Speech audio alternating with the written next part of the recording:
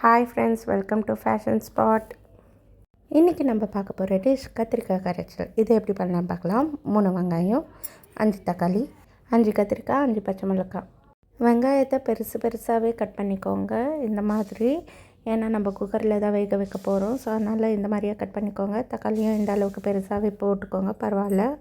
ஏன்னா இந்த மாதிரி பண்ணுறது வேக வைக்கிறதுக்கு ஈஸியாக தான் இருக்கும். 5 பச்சை மிளகா. கத்திரிக்காவை இந்த மாதிரியே கட் பண்ணிக்கோங்க. உங்களுக்கு பிடிச்சிருந்தா நீட்டாக கூட கட் பண்ணிக்கோங்க. இப்போ இதெல்லாம் சேர்த்து குக்கரில் வேக வச்சிடலாம். எல்லாத்தையும் மிக்ஸ் பண்ணிக்கோங்க. எல்லாத்தையும் போட்டுட்டு அதில் கொஞ்சமாக மஞ்சத்தூள் போட்டுக்கோங்க. இப்போ அதில் 3/4 டம்ளர் தண்ணி ஊற்றிக்கோங்க. ஒரு சின்ன நெல்லிக்காய் அளவு புளி சேர்த்துக்கோங்க. குக்கரை மூடிட்டு அடுப்பில் வச்சுருங்க. விசில் போட்டுருங்க. இப்போ 3 to 4 விசில். பருப்பு சட்டியில் வடிகட்டி மாற்றிக்கோங்க. சிறிதளவு உப்பு தேவைக்கேற்ப.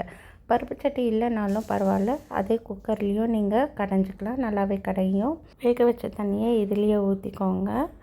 அதை வேஸ்ட் பண்ணிடாதீங்க. நல்லா கிண்டி எடுத்துக்கோங்க. சாப்பாட்டுக்கு ஊற்றிக்கிட்டு சாப்பிடும்போது நல்லா இருக்கும் நம்மளுக்கு. இப்போ தாளித்து போடுறது தான் பாக்கி. அதுக்கு சின்ன கடாயில் கொஞ்சமாக எண்ணெய் ஊற்றிட்டு அதில் கடுகு உளுத்தம் பருப்பு போட்டுக்கோங்க. ஒரு 4-5 பூண்டு இடித்து போட்டுக்கோங்க. 3 காஞ்ச மிளகாய் கிள்ளி போட்டுக்கோங்க. கொஞ்சமாக பெருங்காயத்தூள் சேர்த்துக்கோங்க, ஏன்னா வாசனைக்கு நல்லாயிருக்கும். இதை அப்படியே தாளிச்சிடுங்க. பருப்பே இல்லாமல் சாம்பார் மாதிரி கத்திரிக்காய் கரைச்சல் நல்லா சுவையாகவே இருக்கும். ட்ரை பண்ணி பாருங்கள்.